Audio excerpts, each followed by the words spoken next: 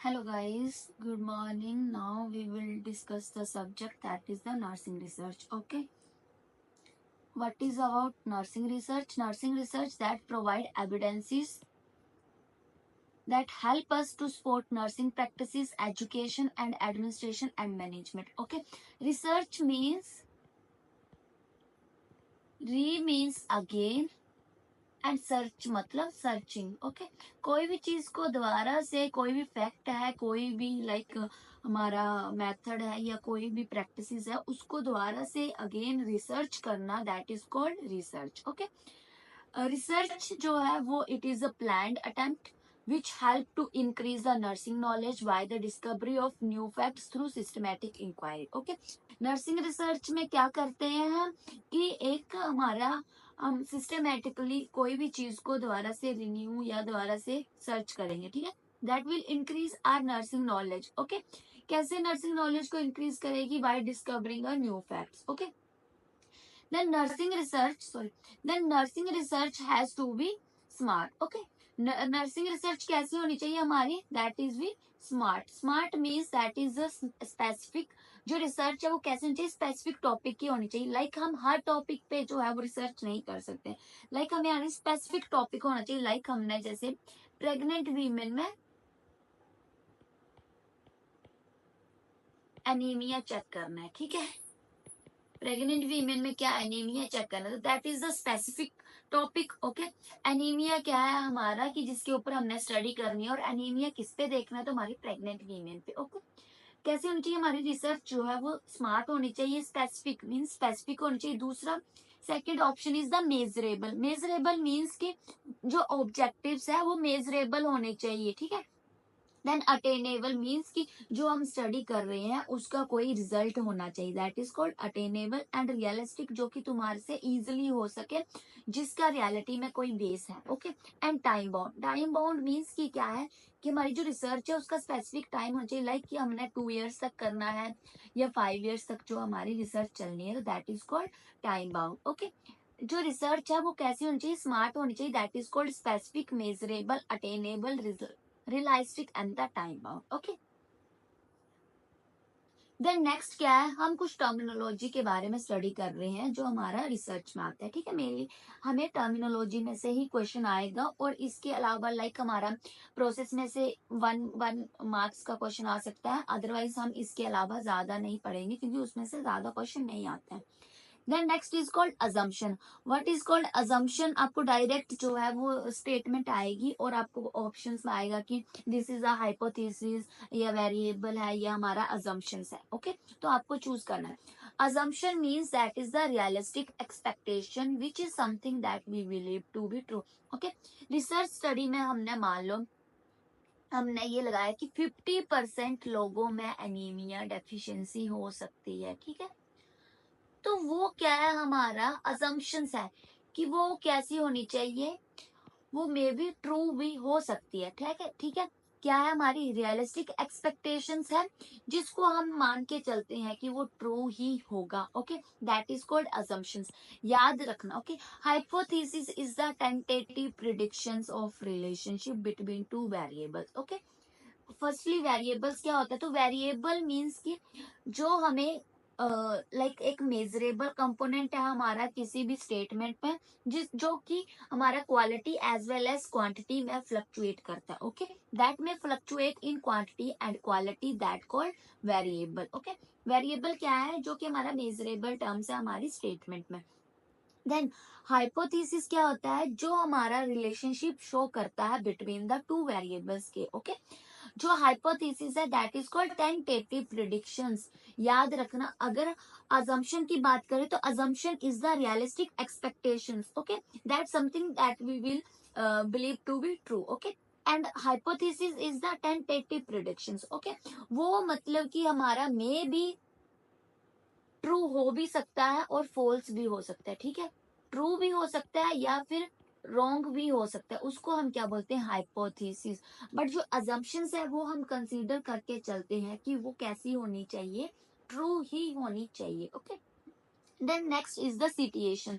Situation is most important. इसमें से question आया था प्रीवियस क्वेश्चन पेपर में भी कि what is citation. Citation means reference to the sources of information that is used in the research article. Okay, कि जो जो हमने रिसर्च में लाइक कि हमने कौन सा जर्नल से स्टडी ली है या हमने कौन सा थीसिस जो है वो ओपन करके अपनी स्टडी में हेल्प ली है, तो उसको हम क्या बोलते हैं, सिटिएशन. सिटिएशन मीन्स कि लाइक हमने गूगल से वेबसाइट से कोई इंफॉर्मेशन गेन करी अपनी स्टडी के लिए, या फिर हमने कोई भी थीसिस हो गया, फॉर एग्जाम्पल थीसिस हो गए, हमारे जर्नल हो गए, ठीक है, वहां से इंफॉर्मेशन लेना और that help in our study, that is called citation. Okay, then next is the literature review. Literature review means, literature review का मतलब क्या है, जिसकी जो हमारा रिसर्च स्टडी है अभी, तो उसके बारे में जो भी प्रीवियस स्टडी हुई होती है उसके बारे में हम देखते हैं कि क्या जो है वो उसकी वीकनेस रही, ठीक है, और क्या जो है उसकी स्ट्रेंथनिंग रही, मीन्स कि क्या जो है वो वीक पॉइंट रहे जिसके ऊपर हमें स्टडी करनी है. कभी भी आरओएल करते हैं तो वो हम अपनी स्टडी कंडक्ट करने से पहले आरओएल करते हैं, जो हमें हेल्प करता है बताने में कि हमें पता चलता है कि हमारी जो स्टडी है इसके बारे में क्या क्या जो है वो अभी तक रिसर्च हो रखी है और हमें क्या करना है, ठीक है.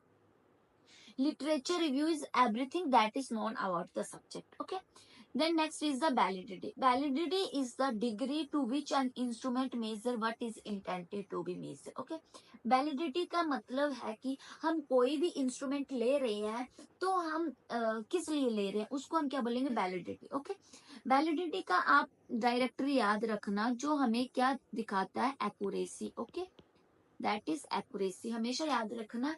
The instrument that will give us accuracy, that is called validity. Okay, जैसे हमने बीपी अपरेटस लिया, तो बीपी अपरेटस हम क्यों लेते हैं, ठीक है, बीपी चेक करने के लिए. किसके लिए, बीपी चेक के लिए, तो उसको हम क्या बोल देंगे, वैलिडिटी.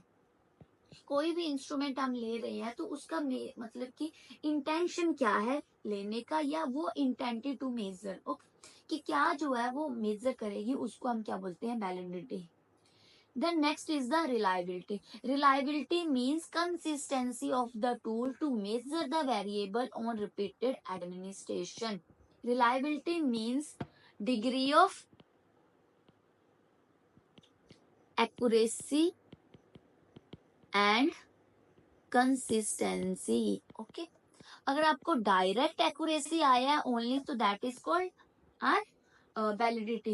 रिलायबिलिटी क्या है हमारी, एक्यूरेसी प्लस कंसिस्टेंसी, मीन्स कि वो कितनी एक्यूरेट है और कितना कंसिस्टेंट है.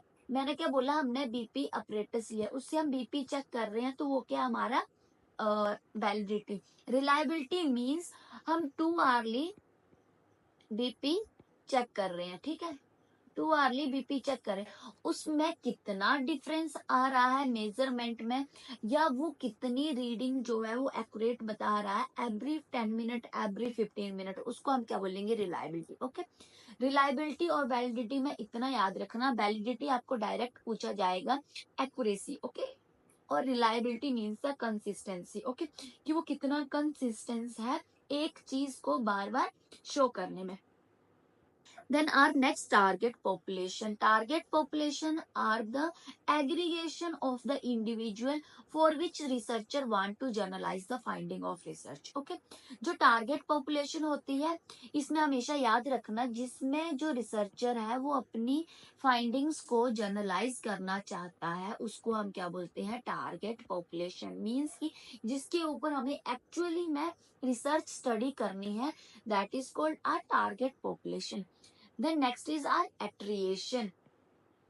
Attrition means progressive loss of data in research. Okay, क्या है कि हमारी कोई स्टडी है, वो सालों साल चल रही है, 10 इयर्स हो गए, 15 इयर्स हो गए, 20 इयर्स हो गए, तो हमने जो सैंपल लिया था उसके बीच में क्या होगी, डेथ होगी, या वो उस एरिया से माइग्रेट कर गया, तो उस कंडीशन को हम क्या बोलते हैं, दैट इज कॉल्ड एट्रिएशन. ठीक है, ये कब अक्कर होता है, जब हमारा सैंपल लाइक लॉन्ग टाइम के लिए चलता है. ओके, तो उस टाइम पे क्या होता है, हमारा सैंपल की डेथ हो सकती है या वो माइग्रेट कर सकता है, मीन्स कि हमें दोबारा स्टडी करने के लिए वो सैंपल नहीं मिलेगा, उस सैंपल को हम क्या बोलते हैं, एट्रिएशन. ठीक है, then next is our Hawthorne effect. Hawthorne effect means क्या है कि हम रिसर्च स्टडी कर रहे हैं, ठीक है, हमने किसी से प्री टेस्ट लेना है या कोई इंटरवेंशन चेक करनी है, तो क्या है उस इंसान को पता है कि हम उसको ऑब्जर्व कर रहे हैं, ठीक है, तो वो क्या करेगा, एक अवेयर वे में अपना कोई भी फंक्शनिंग करेगा, ठीक है, लाइक हम ही है, अगर हमें पता है कि हमें कोई देख रहा है, हैंड हाइजीन हम फॉलो कर रहे हैं, ठीक है, नॉर्मली तो कोई फॉलो नहीं करता, बट अगर जब आईएनसी आती है तो सारे ही क्या करते हैं, उसको अच्छे से फॉलो करते हैं, क्योंकि उनको पता है क्या है कि हमें कोई ऑब्जर्व कर रहा है, ठीक है। तो सेम हॉथॉर्न इफेक्ट क्या होता है, इसमें जो हमारा सब्जेक्ट है वो behave in a particular manner because they are aware that they are being observe, okay, that is called Hawthorne effect.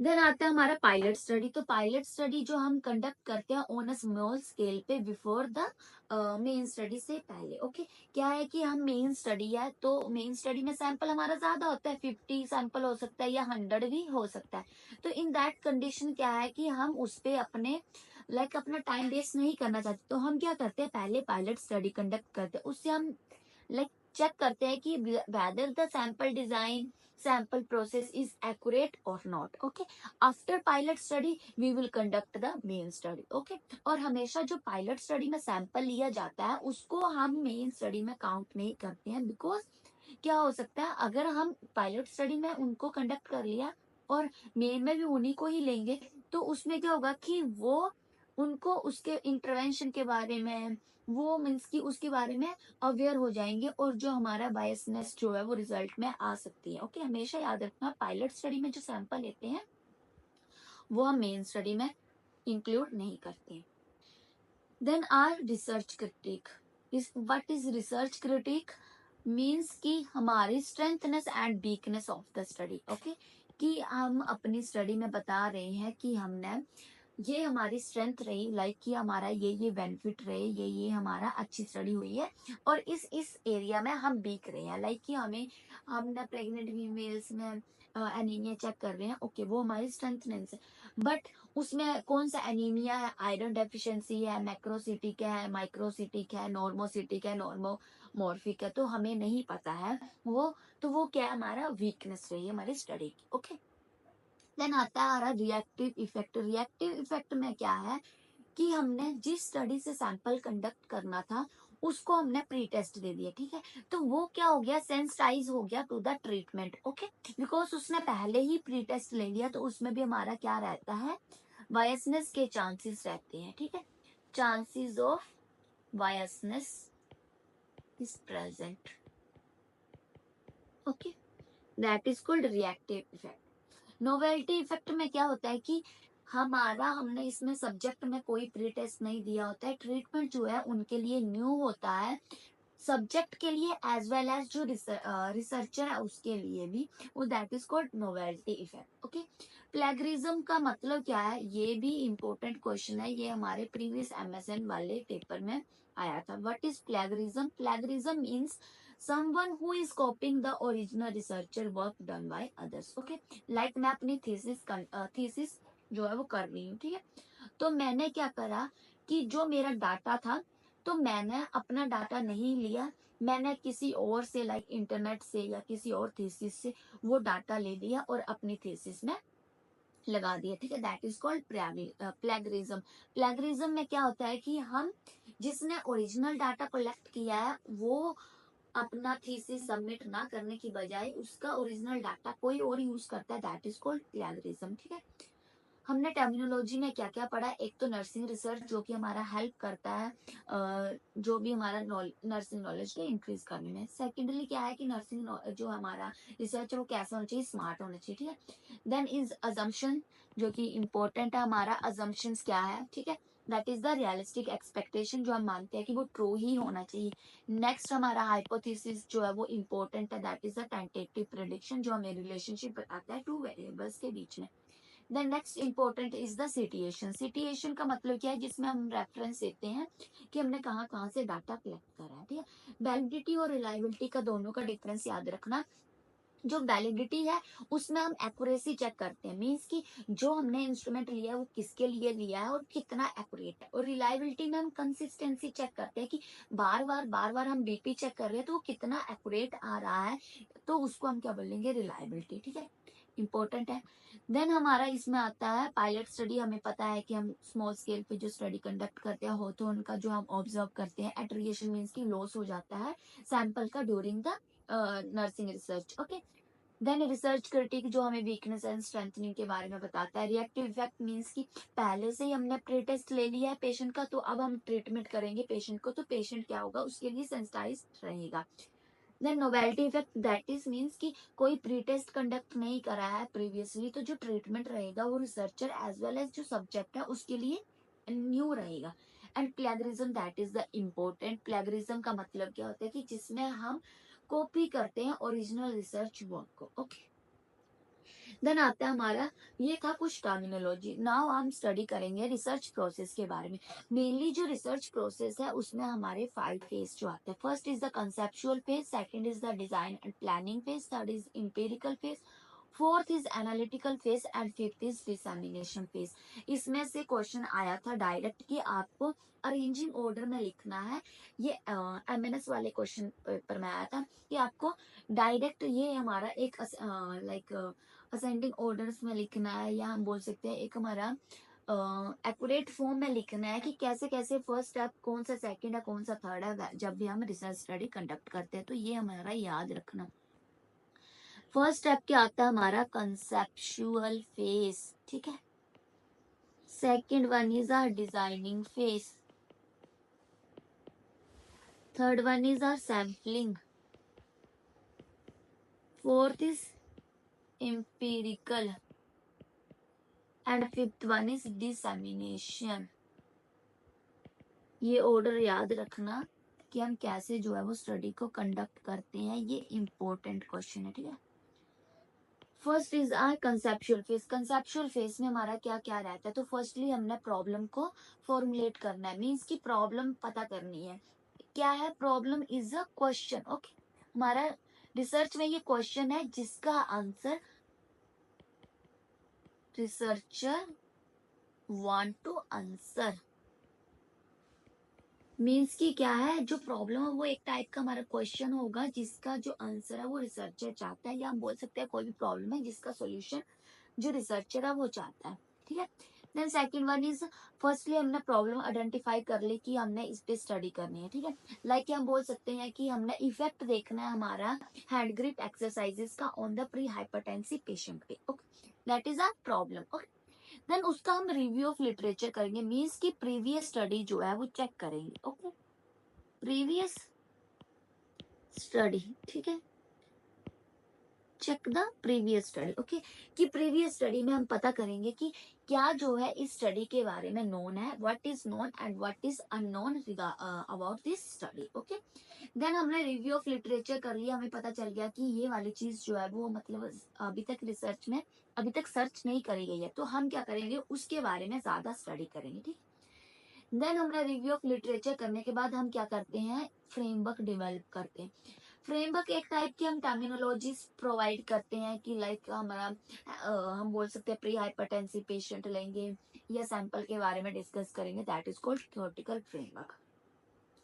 उसके बाद हम रिसर्च वेरिएबल आइडेंटिफाई करेंगे। वेरिएबल मैंने पहले ही बता दिया, variable means that is measurable, okay, in our study, and जो कि फ्लक्चुएट होते हैं in quality as well as in quantity.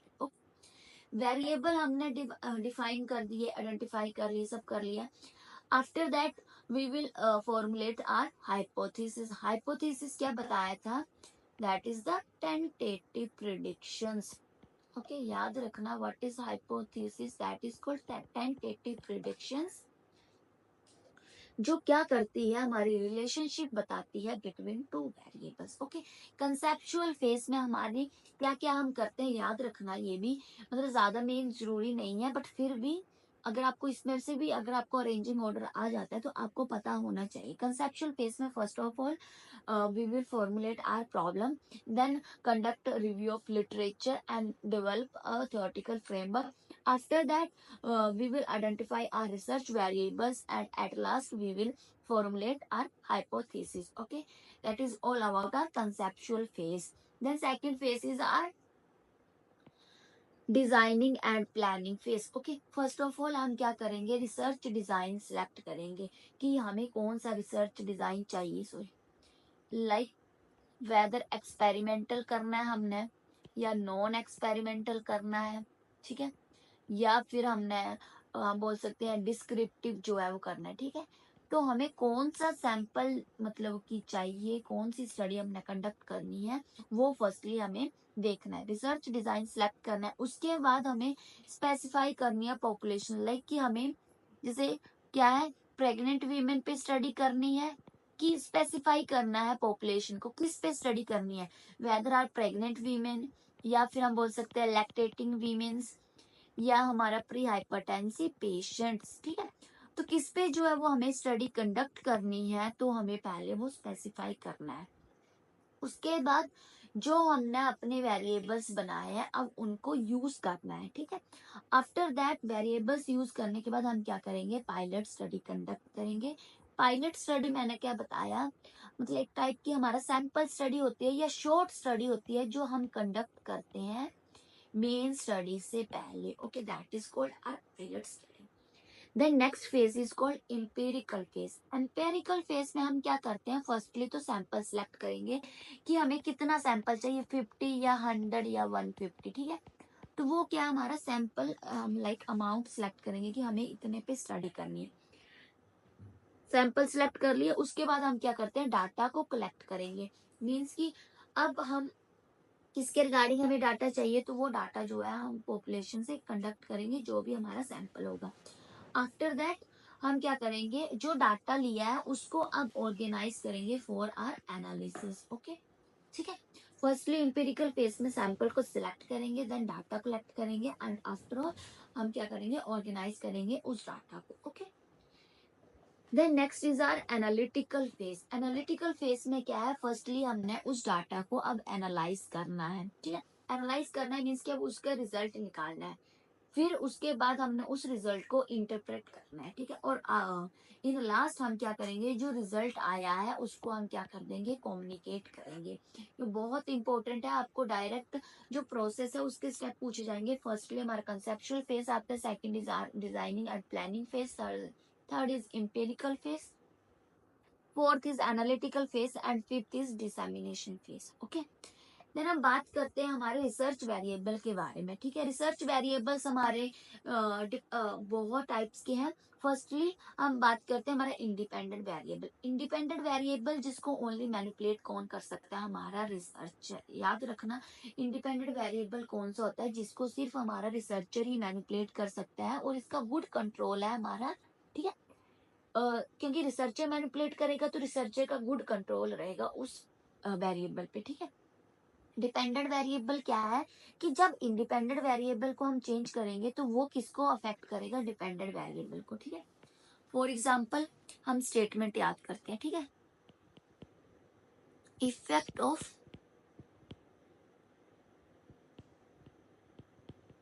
Hand grip exercises on pre hypertensive patient, ठीक है।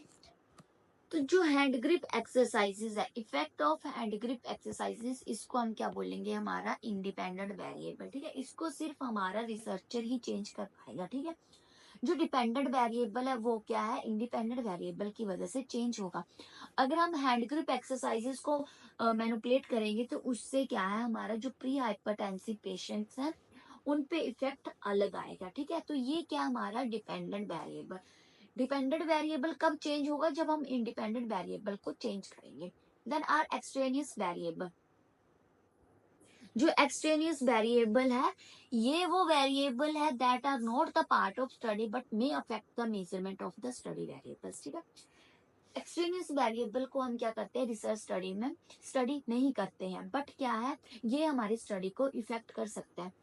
लाइक कि हमारा हम क्या कर रहे हैं, लेक्चर सॉरी हाँ इफेक्ट चेक कर रहे हैं, इफेक्ट चेक कर रहे हैं लेक्चर का on our students, whether their knowledge will be increase और नॉट, ठीक है।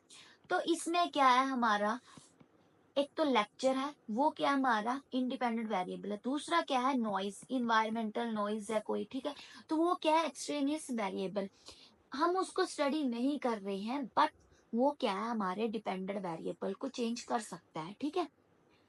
अगर ये हमारा एक्सट्रेनियस वेरिएबल जब डिपेंडेंट वेरिएबल को इफेक्ट करता है या उसमें कोई चेंजेस करता है, तो उसको हम क्या बोल देते हैं, हमारा कंफाउंडिंग वेरिएबल, ठीक है। कंफाउंडिंग वेरिएबल कौन सा है, extraneous variable become confounding variable अगर उसका कोई हमें एविडेंस मिलता है कि उसकी वजह से हमारा डिपेंडेंट वेरिएबल पे कोई इन्फ्लुएंस आया है या कोई चेंजेस आए हैं, that is called confounding variables. Then our continuous variables, तो कंटिन्यूस वेरिएबल से समझा रहे हैं इनफाइनाइट नंबर में रहेगा जो, ठीक है। लाइक वेट इन केजीस, मान लो हमारा 0 है, 10 है, 20 है, 50 हो सकता है, 100 हो सकता है, मीन्स की वेट तो इनफाइनाइट इन नंबर में है, ठीक है। देन डिस्क्रीट वेरिएबल्स जिसका एक फाइनाइट नंबर होता है, लाइक एक फिक्स्ड लाइक डिजिट होती है। लाइक हमारे नंबर ऑफ चिल्ड्रन तो हमें पता है या तो 4 होंगे या तो 2 होंगे या तो 1 होगा, ठीक है। इससे ज्यादा नहीं होंगे या फिर मतलब 5 होंगे, ठीक है। तो वो क्या हमारा डिस्क्रीट वेरिएबल। ऑर्डिनल वेरिएबल कौन सा है, ऑर्डिनल से ही समझ आ रहा है जो किसको शो करेगा, हमारे ऑर्डर को, ठीक है।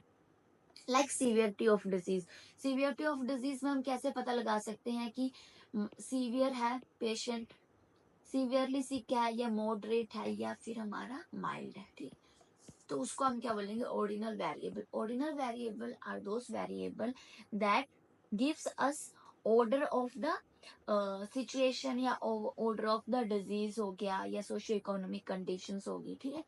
लाइक सोशियो इकोनॉमिक कंडीशन में हमें पता चलेगा कि कोई कोई जो इंसान है या पीपल है वो पुअर है, मिडिल क्लास है या अपर मिडिल है या फिर हमारा हायर मिडिल क्लास में आता है, ठीक है। That is called ordinal variable.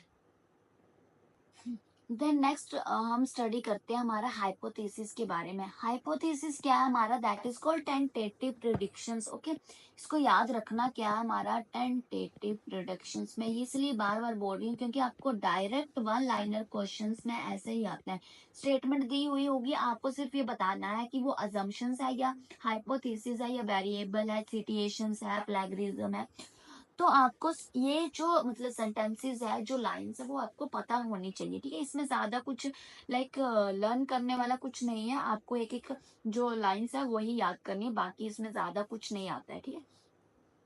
Hypothesis जो है वो हमारे डिफरेंट डिफरेंट टाइप्स की है। First is called simple and complex. Simple means जो हमें रिलेशनशिप बताती है ओनली टू वेरिएबल्स के बीच में, okay, that is called simple hypothesis. Simple hypothesis जो ओनली दो ही वेरिएबल्स के बीच में रिलेशनशिप बताएगी, that is called simple hypothesis. And complex में हमें रिलेशनशिप बताए, explain the relationship between more than two variable, that is called our complex hypothesis.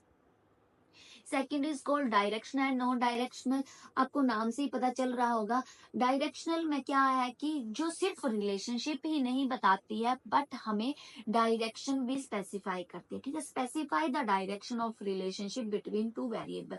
जो डायरेक्शन है वो मे बी पॉजिटिव भी हो सकती है एंड नेगेटिव भी हो सकती है, उसको हम क्या बोलेंगे, डायरेक्शनल हमारा हाइपोथेसिस। नॉन डायरेक्शनल में क्या है कि जो ओनली स्पेसिफाई करेगा हमारा रिलेशनशिप को, ठीक है, कि रिलेशनशिप प्रेजेंट है और नहीं है, ठीक है, वो सिर्फ रिलेशनशिप ही बताएगा, वो हमारा कोई डायरेक्शन नहीं देगा, that is called non directional, ठीक है। Then next is our associative and casual. Associative में क्या है कि हम रिलेशनशिप चेक करते हैं इन अ नेचुरल सेटिंग में, ठीक है, without any manipulation, that is called associative. हमेशा याद रखना, एसोसिएटिव हाइपोथेसिस में हम जो रिलेशनशिप चेक करते हैं वो किसमें चेक करते हैं, हमारे नेचुरल सेटिंग में, उसमें कोई मैनिपुलेशन नहीं होती है। कैजुअल हाइपोथेसिस में क्या होता है कि हम कोज एंड इफेक्ट रिलेशनशिप देखते हैं हमारे टू और more independent and dependent variable के बीच में, ओके, ठीक है। देन नेक्स्ट आता है हमारा null hypothesis and the research hypothesis. Null hypothesis में क्या है कि ये हमें शो करता है कि there is a no relationship between two variables, ठीक है, that is called null hypothesis. और रिसर्च हाइपोथेसिस हमें क्या बताती है, there is a existence of relationship between two variable, that is called research hypothesis, okay. कौन कौन सी हाइपोथेसिस है, first is called simple. Simple में सिर्फ ओनली दो के बीच में रिलेशनशिप बताएगा। कॉम्प्लेक्स में हमें मोर देन टू वेरिएबल्स के बीच में रिलेशनशिप बताएगा। डायरेक्शनल में क्या है कि हमें एक टाइप की डायरेक्शन भी देगा, कि वेदर द जो वेरिएबल्स है जो रिलेशनशिप है वो पॉजिटिव है या नेगेटिव है, ठीक है।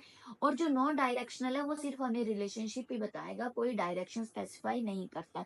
एसोसिएटिव में हम रिलेशनशिप तो देखते हैं but in are natural setting में, ठीक है, कोई मैनिपुलेशन नहीं करते। बट जो हमारा कैजुअल हाइपोथेसिस है उसमें हम क्या करते हैं, cause and effect relationship check करते हैं हमारे बिटवीन टू और more independent and dependent variables. Null hypothesis show करता है हमें कि there is no relationship between our variables. और रिसर्च हाइपोथेसिस में क्या है, that specify that there is the existence of relationship between two variables. Okay, फिर हम बात करते हैं हमारे टाइप ऑफ रिसर्च। तो रिसर्च मेनली हमारी टू टाइप्स की होती है, ठीक है। First is our qualitative and second is called quantitative. Qualitative से ही समझ आ रहा है जिसमें हमारा जो थ्योरी है, सॉरी, जो क्वालिटेटिव है इसमें हम क्या करते हैं, ये हमारी मेनली बेस्ड रहती है थ्योरीज के ऊपर, ठीक है। इसमें हम क्या करते हैं, थ्योरीज को टेस्ट करते हैं, लाइक उनके जो वेरिएबल्स है या फिर जो भी उनके नंबर्स या एनालाइज करके जो भी स्टैटिस्टिकल डाटा आया होगा उसको, that is called qualitative. Qualitative में याद रखना हम क्या चेक करते हैं, क्वांटिटी को, ठीक है। सॉरी, क्वांटिटेटिव कैसी हो सकती है, तो that is called experimental, quasi और नॉन एक्सपेरिमेंटल, ठीक है। जो क्वालिटेटिव है वो डिफरेंट डिफरेंट टाइप्स के और क्वांटिटेटिव डिफरेंट टाइप्स के, ठीक है। क्वालिटेटिव एंड क्वांटिटेटिव में एक ही फर्क है, क्वालिटेटिव में हम मेनली डिस्क्रिप्टिव स्टडीज कंडक्ट करते हैं, क्वांटिटेटिव में हम स्टडी करते हैं लाइक एक्सपेरिमेंटल स्टडी होगी, क्वासी एक्सपेरिमेंटल या नॉन एक्सपेरिमेंटल स्टडी करेंगे। जो हमारा एक्सपेरिमेंटल रिसर्च स्टडी है, जो हमारा एक्सपेरिमेंटल है, तो हमेशा याद रखना इसमें हमारी मेनली तीन चीजें प्रेजेंट रहती है। एक तो हम रैंडमाइजेशन रहती है, मीन्स कि रैंडमली डाटा को लेंगे। दूसरा मैनिपुलेशन रहेगा और third one is control group रहेगा, ठीक है। ये तीन चीजें किसमें प्रेजेंट रहेगी, हमारे एक्सपेरिमेंटल में। There is a random assignment of the subject, ठीक है। कंट्रोल ग्रुप की अवेलेबिलिटी रहेगी, ठीक है, क्योंकि हम कंपेयर करेंगे जो भी एक्सपेरिमेंटल ग्रुप है उसको। And third one is our manipulation of independent variable, ताकि हम चेक कर सके हमारे डिपेंडेंट वेरिएबल पे क्या क्या इफेक्ट आ रहा है, ठीक है। आपको पूछा जाए कि मोस्ट एक्यूरेट टाइप कौन सा है हमारा एक्सपेरिमेंटल में, sorry, most accurate experimental research, ठीक है, तो कौन सी है हमारी, ट्रू एक्सपेरिमेंटल। याद रखना, इंपॉर्टेंट क्वेश्चन। जो क्वासी है उसमें क्या होता है कि हमारा क्वासी में क्या रहेगा, रैंडमाइजेशन तो रहे, सॉरी, क्वासी में क्या रहेगा, मैनिपुलेशन तो रहेगी, ठीक है, प्लस या तो कंट्रोल ग्रुप रहेगा या फिर रैंडमाइजेशन रहेगी, ठीक है। ये क्या हमारा क्वासी, याद रखना। और जो हमारा नॉन एक्सपेरिमेंटल है उसमें क्या रहता है, ओनली मैनिपुलेशन जो है वो प्रेजेंट रहेगी, ठीक है। तीनों में क्या डिफरेंस है, एक्सपेरिमेंटल में तीनों चीजें होंगी, randomization, manipulation and control group. Quasi में क्या होगा, मैनिपुलेशन तो रहेगी रहेगी बट रैंडमाइजेशन या कंट्रोल में से एक चीज रहेगी। और नॉन एक्सपेरिमेंटल में तो सिर्फ हमारा मैनिपुलेशन ही रहती है। Then next is a true experimental design must essentially consist manipulation, वही सेम मैंने बता दिया कि जो ट्रू एक्सपेरिमेंटल है उसमें क्या क्या रहेगा, मैनिपुलेशन रहेगी, रैंडमाइजेशन रहेगी, प्लस कंट्रोल ग्रुप जो है वो रहेगा। रैंडमाइजेशन का मतलब क्या है कि हमने मिनिमाइज करना है थ्रेट ऑफ इंटरनल वैलिडिटी। कैसे करेंगे, कि हम रैंडमली सैंपल को सिलेक्ट करेंगे, ठीक है। मान लो हमने रैंडमली फ्लिप फ्लॉप मेथड से या फिर लॉटरी मेथड से हमने डाटा कलेक्ट करा। फॉर एग्जाम्पल किससे डाटा कलेक्ट कर लिया हमने, लॉटरी मेथड से। तो उसमें क्या है, रैंडमली हम डाटा को सिलेक्ट कर रहे हैं, जिससे क्या है हमारा जो इंटरनल वैलिडिटी है उसका थ्रेट जो है वो कम रहता है, ठीक है।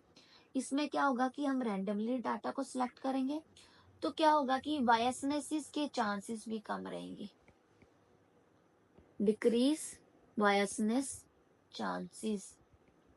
Then next is our quasi experimental study, तो इसमें बता दिया कि मैनिपुलेशन रहेगा, ठीक है, और but usually they do not exert complete control over, वही सेम कि इसमें क्या है, मैनिपुलेशन रहेगा क्वासी में, और या तो हमारा रैंडमाइजेशन रहेगी या फिर हमारा कंट्रोल ग्रुप रहेगा। कंट्रोल ग्रुप कौन सा ग्रुप होता है, जिसपे हम कोई इंटरवेंशन नहीं करते हैं, उसको हम ओनली ऑन कंपैरिजन के लिए रखते हैं अपनी स्टडी में, उसको हम कंट्रोल ग्रुप बोलते हैं, ठीक है। जो क्वासी एक्सपेरिमेंट है वो हम यूजली क्लिनिकल सेटिंग्स में ही कंडक्ट करते हैं, ठीक है, ताकि हम इफेक्ट चेक कर सके नर्सिंग इंटरवेंशन का ऑन पेशेंट आउटकम पे।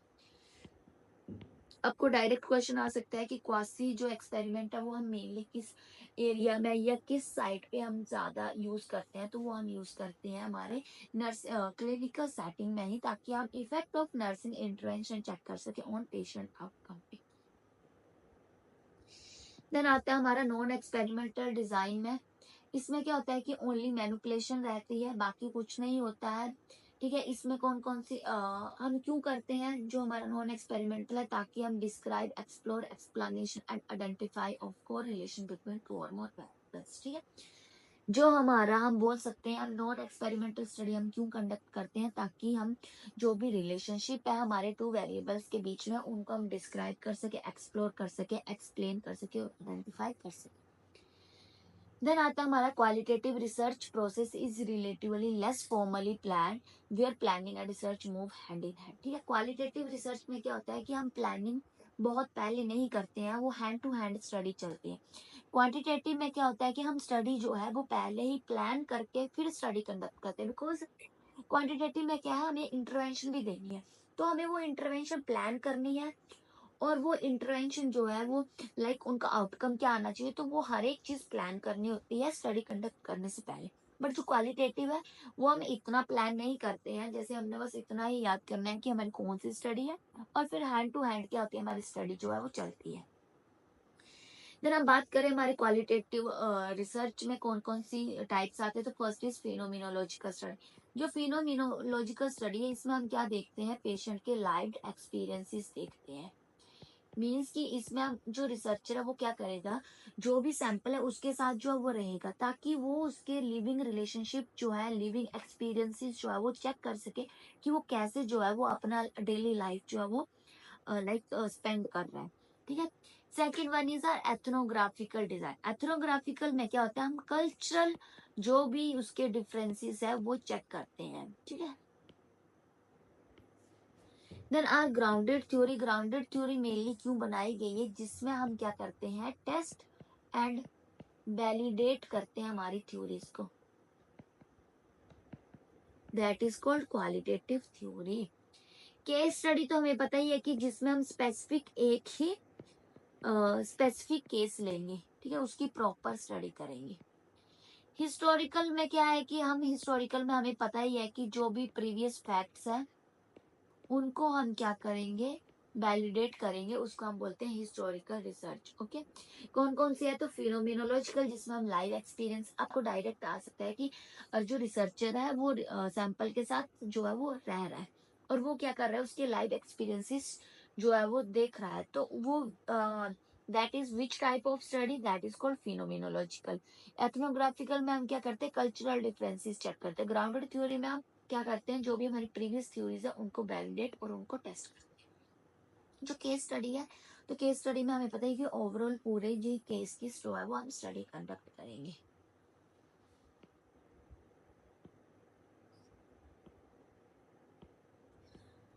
हाँ, देन हमारा नॉन एक्सपेरिमेंटल जो डिजाइन है, सॉरी ये हो गया ना, ठीक है। देन हमारा आता है सैंपल एंड सैम्पलिंग टेक्निक, कि हम कौन कौन सा सैंपल जो है वो, मतलब कि किसको सैंपल बोलते हैं, कौन कौन सी सैम्पलिंग टेक्निक जो है वो रहती है। The statistical study of human population, like उसका साइज है, उसका स्ट्रक्चर है, डिस्ट्रीब्यूशन, उसको हम क्या बोलते हैं, डेमोग्राफी, ठीक है। डायरेक्टली याद करना डेमोग्राफी क्या है, तो जिसमें हम क्या करते हैं, जो भी पॉपुलेशन है उसका साइज, उसका स्ट्रक्चर, उसकी डिस्ट्रीब्यूशन कितनी है, तो उसको हम क्या बोलते हैं, डेमोग्राफी, ठीक है। नेक्स्ट इज द पॉपुलेशन, कि पॉपुलेशन किसको बोलते हैं, तो that is the entire aggregation of the cases, means की लाइक कि एक एरिया है, मान लो तो वहां पे सारे ही लोग रहते हैं, तो उसको हम क्या बोलेंगे, पॉपुलेशन। पॉपुलेशन क्या है कि एग्रीगेशन ऑफ पीपल जो क्या करती है, शो करते हैं same characteristics, that shows same characteristics, that is called a population. Then sample क्या है, तो सैंपल हम क्या करते हैं, अब हम पूरी पॉपुलेशन को तो स्टडी कर नहीं सकते, तो हम क्या करते हैं, लार्जर पॉपुलेशन में से एक स्मॉल सा उसका सेट ले लेते हैं, उसको हम सैंपल बोलते हैं। ये जो सैंपल होता है वो क्या करता है, करेक्टरिस्टिक्स शो करता है उस पूरी पॉपुलेशन का, ठीक है। क्या करता है, ये shows characteristics of whole population, ठीक है। सैंपल क्या है, हमारा ग्रुप ऑफ पीपल, ऑब्जेक्ट और items that are taken from a larger population, और जो हमारे क्या करता है, करेक्टरिस्टिक शो करता है हमारे होल पॉपुलेशन का। देन प्रोबेबिलिटी सैंपलिंग क्या है, सॉरी, प्रोबेबिलिटी सैंपलिंग और हमारा नॉन प्रोबेबिलिटी सैंपलिंग रहता है। जो प्रोबेबिलिटी सैंपलिंग है जिसमें हम क्या करते हैं, डाटा को कंडक्ट करते हैं सिंपल रैंडम तरीके से, सिस्टमैटिक सैंपलिंग या स्ट्रेटिफाइड या क्लस्टर सैंपलिंग, ठीक है। जो सिंपल है तो सिंपल में हम डायरेक्टली लॉटरी मेथड के थ्रू हो गया, या टेबल मेथड के थ्रू क्या कर लेंगे, जो डाटा है उसको कलेक्ट कर लेंगे। जो सिस्टमैटिक सैंपलिंग है, सिस्टमैटिक में हमेशा याद रखना, हम के जो है वो निकालते हैं। के क्या है, capital N divided by small N, means की क्या है, हमारा सैंपल के ग्रुप कितने हैं, मान लो 20, और टोटल पॉपुलेशन कितनी है, 100, ठीक है। तो कितना आ गया, 0.5 जो है वो के आएगा। तो एवरी 0.5 जो नंबर होगा वो हम क्या, के का वैल्यू मान के उनको सैंपल के रूप में कंडक्ट करेंगे, ठीक है। That is called systematic sampling. Stratified sampling और क्लस्टर सैंपलिंग में क्या है, जो स्ट्रेटिफाइड सैंपलिंग है इसमें क्या करेंगे, जो भी सैंपल होंगे उनको क्या कर देंगे, स्ट्रेटा में डिवाइड कर देंगे। स्ट्रेटा कैसे होते हैं, तो होमोजीनस ग्रुप होंगे, ठीक है। स्ट्रेटा में हमेशा याद रखना, ईच स्ट्रेटा से हम क्या करते हैं, सैंपल लेते हैं, ठीक है। सैंपल हम हर एक स्ट्रेटा से लेंगे। जो क्लस्टर सैंपलिंग है इसमें क्या होता है कि डिफरेंट डिफरेंट क्लस्टर में डिवाइड कर देंगे, ठीक है। फिर क्या करेंगे, कोई भी एक क्लस्टर है, ये कोई भी क्लस्टर है, तो उसमें से हम क्या करेंगे, सैंपल कंडक्ट करेंगे,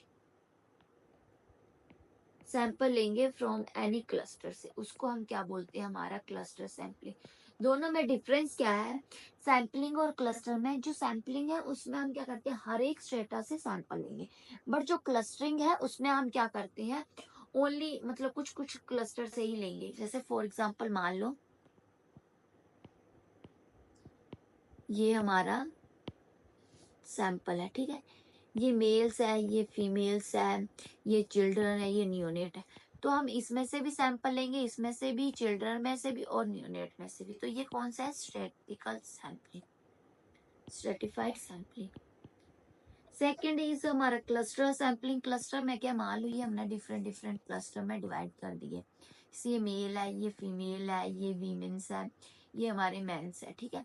तो हम क्या करेंगे, ओनली मेल से सैंपल लेंगे और ओनली वीमेन से सैंपल लेंगे, तो वो क्या हमारा क्लस्टर है, मीन्स कि इसमें ऑल क्लस्टर से या जो भी हमारा ऑल बॉक्सेस है उनसे सैंपल कंडक्ट नहीं करते हैं, ओनली और रैंडमली सिलेक्ट करेंगे क्लस्टर को और उन्हीं में से सैंपल जो है वो कंडक्ट करेंगे।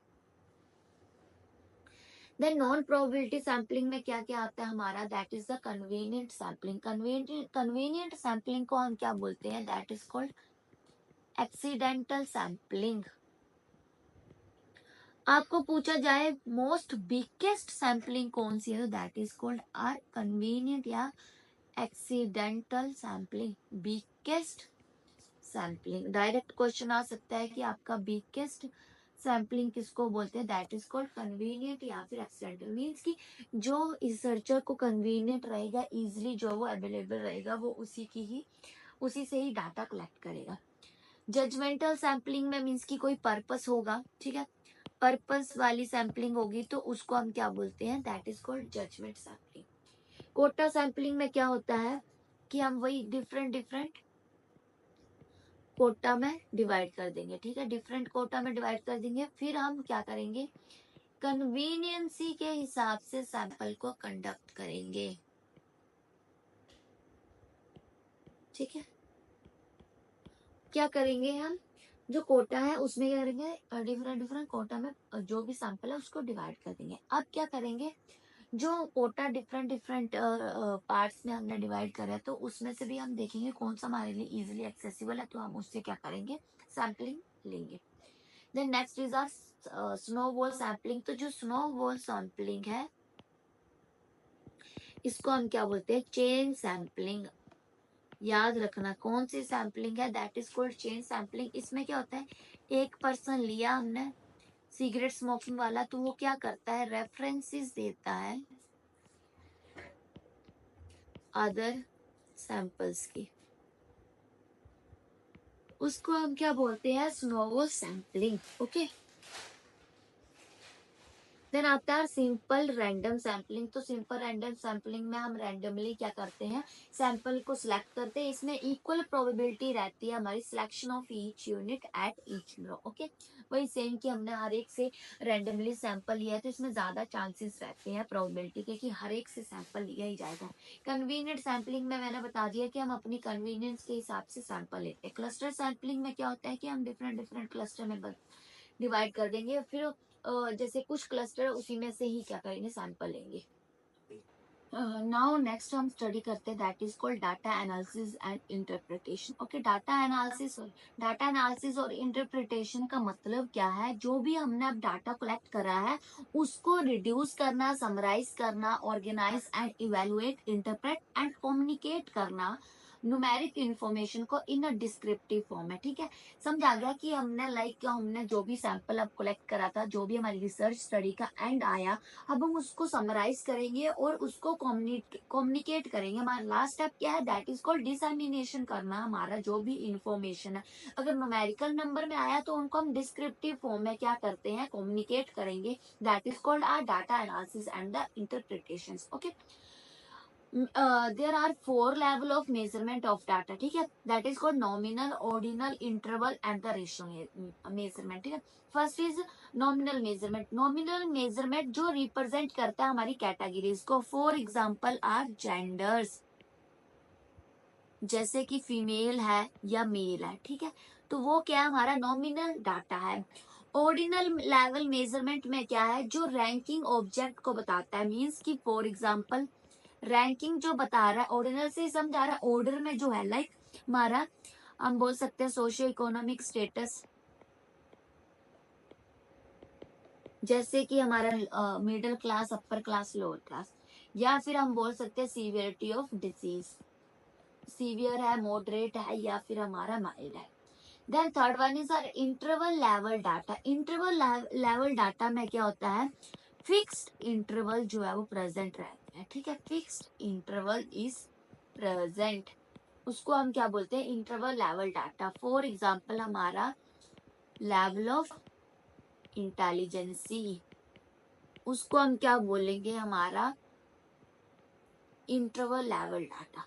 देन एक आता है हमारा, हम बोल सकते हैं रेशियो लेवल। रेशियो लेवल में क्या आता है, फिक्स्ड 0 पॉइंट, फिक्स्ड 0 पॉइंट जो वो रहता है। ठीक है, इसमें फॉर एग्जांपल हम बात करें, हमारा हाइट आ गया, वेट आ गया, उसका क्या है, फिक्स 0 से स्टार्ट होता है। ठीक है, that is called ratio level.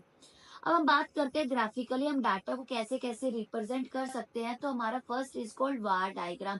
War diagram जैसे कि हमारा ये है। ठीक है, ये क्या है, हमारा वार डायग्राम है। ठीक है, वार डायग्राम में क्या होता है कि इंटरवेनिंग स्पेस आर प्रेजेंट,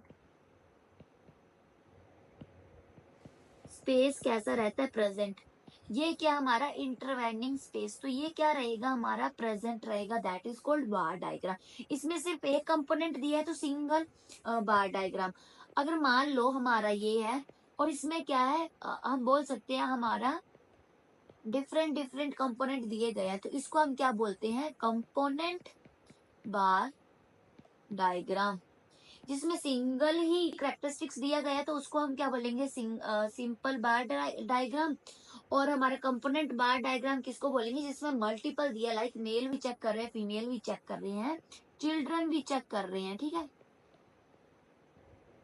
तो उसको हम क्या बोलेंगे, कंपोनेंट। देन आता है हमारा पाई डायग्राम। पाई डायग्राम में क्या होता है कि इसमें जो हमारे एरियाज हमने सर्कल में डिवाइड करे होते हैं तो इनको हम मेजर करते हैं या हम बोल सकते हैं कंपेयर करते हैं। Compare the area of circle, that is called our pie diagram. Then next आता है हमारा हिस्टोग्राम। हिस्टोग्राम में क्या डिफरेंस है? There is no intervening space, ठीक है, इसमें कोई भी इंटरवेनिंग स्पेस जो है वो प्रेजेंट नहीं होता है, उसको हम क्या बोलते हैं? बार सॉरी हिस्टोग्राम। हिस्टोग्राम कैसा है? जैसे मान लो ये क्या है? हिस्टोग्राम। तो इसमें क्या है? कोई इंटरवेनिंग स्पेस नहीं है तो दैट इज कॉल्ड हिस्टोग्राम। अगर इंटरवेनिंग स्पेस प्रेजेंट है तो उसको हम क्या बोलते हैं? बार डायग्राम। देन आता है हमारा फ्रीक्वेंसी पॉलीगॉन। फ्रीक्वेंसी पॉलीगॉन को हम क्या बोलते हैं? नोन एज ओगाइव, जो हमारी फ्रीक्वेंसी को शो करता है। फ्रीक्वेंसी से समझा रहा है जो फ्रीक्वेंसी को शो करेगा। लाइन डायग्राम से हमेशा याद रखना जो हमें क्या बताता है? Trends of event with passing years या पासिंग टाइम्स, उसको हम क्या बोलते हैं? Line diagram. लाइन डायग्राम से समझ आ रहा है, जैसे मान लो ये हमारा एक्स है, ये हमारा वाई है, तो ये हमारे ऐसे जो है वो लाइन जा रही है, ये हमें क्या बता रहा है कि क्या क्या इवेंट हो रहे हैं टाइम के साथ साथ, ठीक है, उसको हम क्या बोलेंगे? हमारा लाइन डायग्राम या लाइन ग्राफ्स। ओके, ये था हमारा न्यूमेरिक जो हमारा डाटा एनालिसिस है कि कैसे कैसे हम कौन कौन से मेथड्स है और कैसे कैसे जो है वो हम डाटा को रिप्रेजेंट कर सकते हैं ग्राफिकल। देन आता है हमारा न्यूमेरिकल डाटा प्रॉपर्टीज क्या क्या है। तो फर्स्ट इज कॉल्ड, ये डिवाइड करा गया 3 में, central tendency, variation and the shape. Central tendency में हमारे 3 स्टेप्स आते हैं, that is called mean, median and mode. Mean is the stable average, ठीक है, मीन क्या है? हमारी स्टेबल एवरेज मीन्स कि कितना नंबर लिया है हमने, ठीक है, सम कितना है डिवाइडेड बाय टोटल कितना है, ठीक है, उसको हम क्या बोल देंगे? मीन। मीडियन क्या है? तो दैट इज कॉल्ड 50%। हम क्या करेंगे? अरेंजिंग ऑर्डर में नंबर्स को रखेंगे, ठीक है, लाइक मान लो 1 2 3 4 5, ठीक है, 6।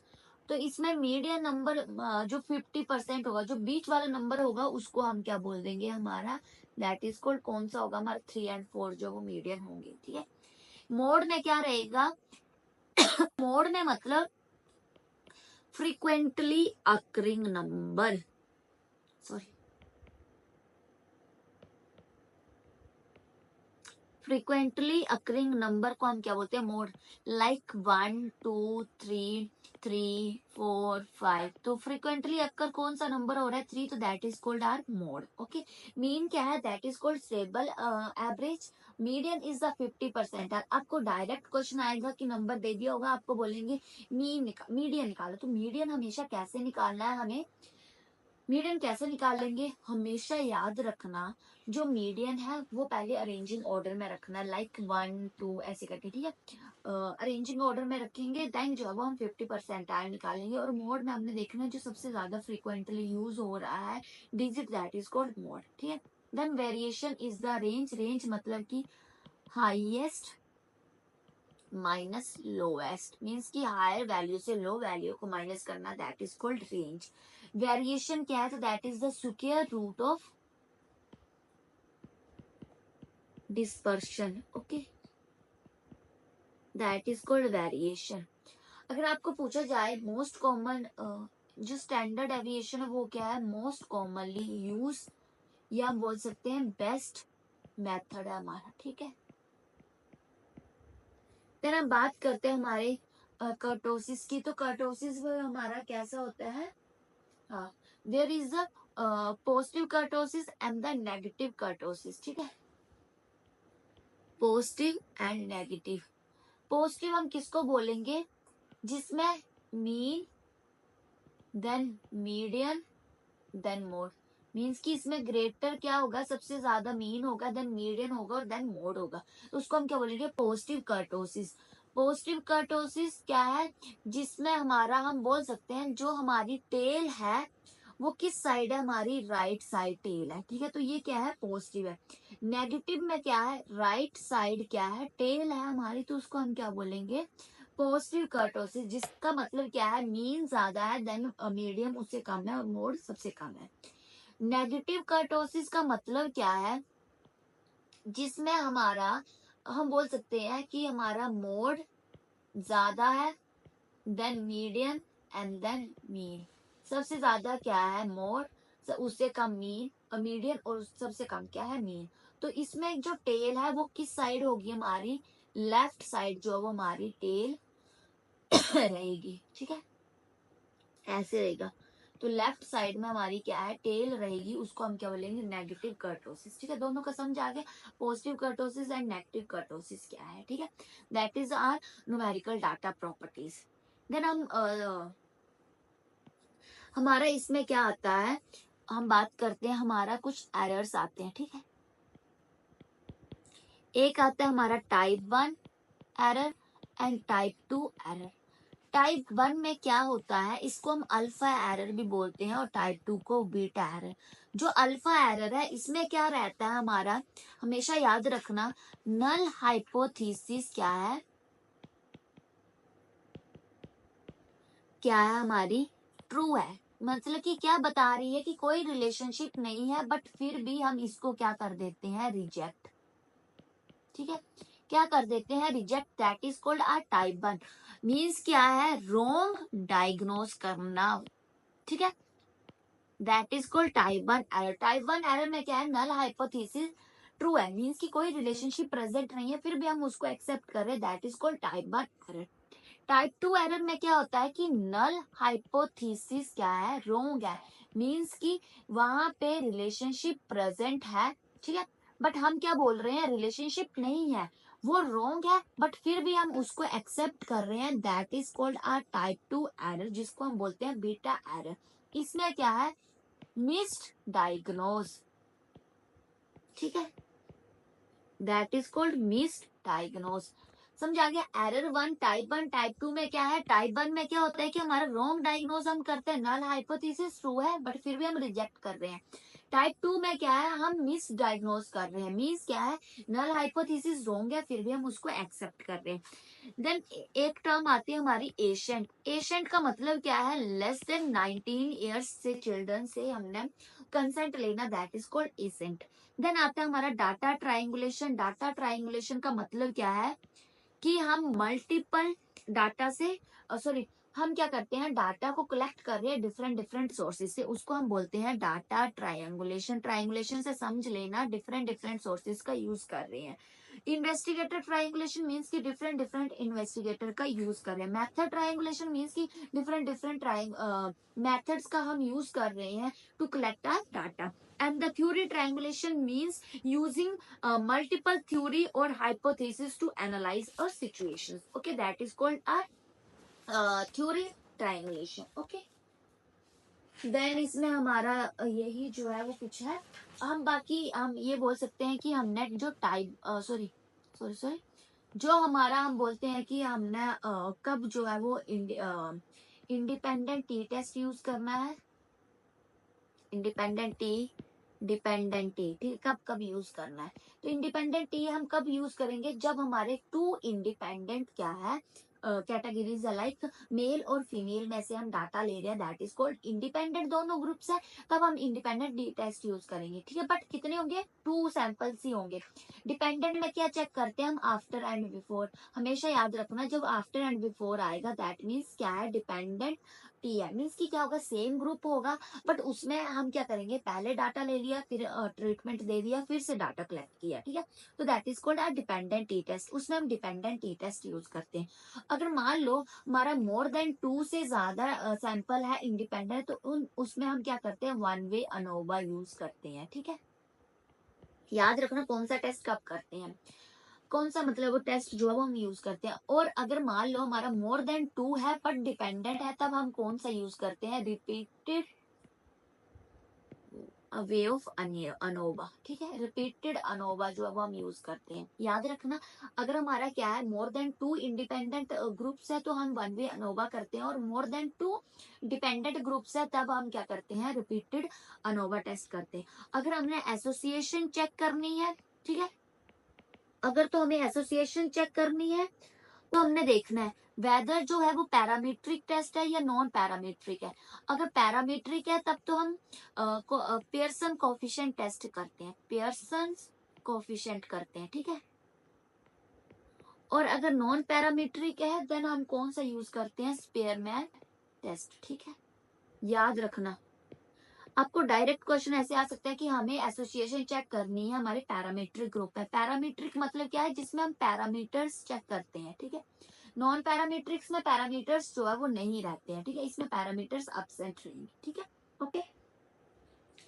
इसके अलावा हमारा एक आता है chi square test. Chi square test हमने कब करना है, जब हमें मोर देन टू, हम बोल सकते हैं मोर देन टू क्या है, sorry, more than two uncategorised sample है, ठीक है।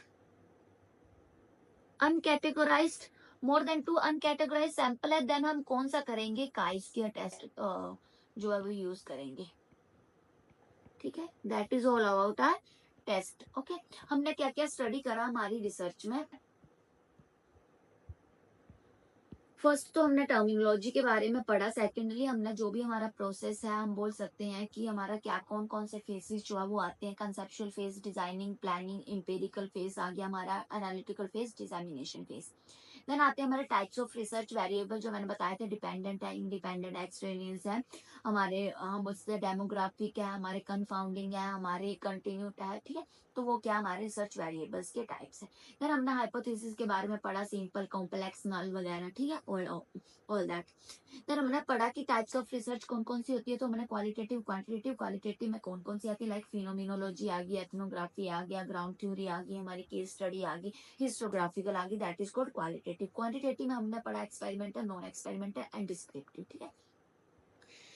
देन हमने बात करा कि क्या डिफरेंस है हमारे एक्सपेरिमेंटल में, तीन चीजें प्रेजेंट रहेगी, manipulation, randomisation and the control. और जो हमारा क्वासी है उसमें या तो रैंडमाइजेशन रहेगी या कंट्रोल ग्रुप रहेगा। और जो हमारा नॉन एक्सपेरिमेंटल है तो उसमें ओनली ऑन मैनिपुलेशन प्रेजेंट रहेगी। देन हमने सैंपल एंड सैम्पलिंग टेक्निक के बारे में पढ़ा कि सैंपल क्या है, पॉपुलेशन क्या है, डेमोग्राफी क्या है, ठीक है।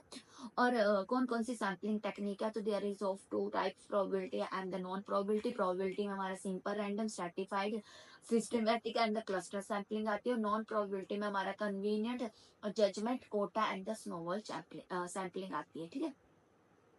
देन उसके बाद डाटा एनालिसिस एंड इंटरप्रिटेशन के बारे में हमने स्टडी करा कि कौन कौन से जो four level of measurement of data है। तो नॉमिनल, जिसमें हम जेंडर्स सॉरी कैटेगरीज को शो करते हैं, ऑर्डिनल जो रैंक को शो करता है, एंड द हमारा इंटरवल है जो इनमें फिक्स्ड जो है वो इंटरवल जो है वो रहेगा। और हमारा जो हमारा रेशियो है जिसमें फिक्स 0 पॉइंट रहेंगे। और ग्राफिकली जो डाटा हम शो करते हैं that is called bar diagram, pie diagram, histogram, frequency polygon and the line diagram. Then हमने न्यूमेरिकल डाटा प्रॉपर्टीज के बारे में पढ़ा। देन हमने कुछ टर्म्स पढ़ी, लाइक एशियंट क्या है, triangulation, method triangulation, source triangulation हो गया हमारा, देन थ्योरी ट्राइंगुलेशन हो गया, इन्वेस्टिगेशन ट्राइंगुलेशन हो गया। उसके बाद मैंने बताया कि जो हमारे टू टाइप्स के एरर आते हैं, टाइप 1 एरर और टाइप 2 एरर। तो वो क्या क्या होते हैं, आपको डायरेक्ट क्वेश्चन आ सकता है कि टाइप 1 में क्या होता है। तो टाइप 1 में हमेशा याद रखना, नल हाइपोथेसिस जो है वो ट्रू है, मीन्स की कोई रिलेशनशिप नहीं है, फिर भी हम उसको क्या कर रहे हैं, रिजेक्ट कर रहे हैं। और फॉल्स वाली में क्या होता, सॉरी, टाइप 2 में क्या है कि वो फॉल्स है, फिर भी हम उसको एक्सेप्ट कर रहे हैं, ठीक। उसके बाद कब जो है वो इंडिपेंडेंट टेस्ट यूज करते हैं, कब डिपेंडेंट करते हैं, कब वन वे, कब टू वे अनोवा करते हैं, ठीक है। तो हमेशा याद रखना, अगर टू जो है वो इंडिपेंडेंट ग्रुप्स है तो हम कौन सा यूज करते हैं, इंडिपेंडेंट टी टेस्ट। अगर टू डिपेंडेंट ग्रुप है तो हम कौन सा यूज करेंगे, डिपेंडेंट टी टेस्ट यूज करते हैं, ठीक है। अगर मान लो हमने एसोसिएशन चेक करनी है, तो अगर क्वालिटेटिव है, सॉरी, अगर पैरामीटर्स है तो पेयर्सन, पैरामीट्रिक टेस्ट है तो हम पेयर्सन कोफिशिएंट करते हैं, और नॉन पैरामीट्रिक है हम स्पेयरमैन कोफिशिएंट करते हैं। अगर आपको पूछा जाए more than two independent groups है तो हम कौन सा यूज करेंगे, तो हमारा that is one way ANOVA. और अगर more than two dependent variables है तो कौन सा करेंगे, that is called repeated ANOVA test. अगर हमारा अनकैटेगोराइज्ड जो है वो सैंपल्स है, देन हम कौन सा टेस्ट करते हैं, हमारा काई स्क्वायर टेस्ट करते हैं, ठीक है। और इसमें एक और क्या था हमारा, हाँ, अगर हमने एसोसिएशन चेक करनी है तो वो तो मैंने बता दिया कि पैरामीट्रिक और नॉन पैरामीट्रिक में हम कौन कौन सा टेस्ट जो है वो करेंगे। इसमें एक और है हमारा, एक आपको पूछा जाएगा डेल्फी जो है वो डेल्फी मेथड में हम क्या करते हैं, ठीक है। तो जो डेल्फी है, याद रखना डेल्फी में हम किसका क्या चेक करते हैं, जजमेंट को ऑब्जर्व करते हैं, ठीक है। डेल्फी में हम जजमेंट देखते हैं। लिकार्ट स्केल में हम क्या चेक करते हैं, उसके बिलीव्स, ठीक है, बिलीव्स एंड सॉरी, जो लिकार्ट है हमारा, लिकार्ट सैंपलिंग में हम क्या चेक करते हैं कि वेदर जो पर्सन है वो एग्री है या डिसएग्री है, ठीक है। एग्री या डिसएग्री वो हम किस में चेक करते हैं, हमारे लिकार्ट स्केल में। इसको हम बाइपोलर स्केल भी बोलते हैं। बाइपोलर मतलब दो पोल है, वेदर जो है वो एग्री होगा या डिसएग्री होगा या अपोजिट होगा या सेम साइड होगा, ठीक है।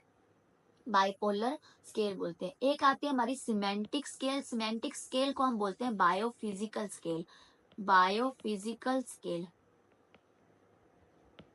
इसमें जो है वो हम चेक करते हैं हमारा सिमेंटिक डिफरेंशियल में हम चेक करते हैं एटीट्यूड्स एंड बिलीव्स, ठीक है। वो क्या हमारी सिमेंटिक ये है, ठीक है। आपको डायरेक्ट क्वेश्चन आ सकता है, most accurate and reliable measurement of data tool, measurement of data tool, okay. तो वो कौन सा हमारा सिमेंटिक स्केल या फिर हम बायोफिजिकल स्केल ही बोलते हैं, जिसमें हम क्या चेक करते हैं, एटीट्यूड एंड बिलीव्स। और जो हमारा हम बोल सकते हैं विजुअल एनालॉग स्केल है, तो उसमें कितना डिफरेंस होना चाहिए, 10 सेंटीमीटर। कितना विजुअल एनालॉग स्केल का कितना डिफरेंस होना चाहिए, दैट इज कॉल्ड 10 स्केल, ठीक है। That is all about our research. जितना जितना इम्पोर्टेंट था, जितना जितना इसमें से आता है, हमने उतना ही स्टडी करा है। लाइक हमने ज्यादा जो है इसमें स्टडी नहीं करा, ओके। अगर कोई भी डाउट हो, कुछ भी हो तो कमेंट कर सकते हैं, मैं रिप्लाई करूंगी, ओके, ठीक है। थैंक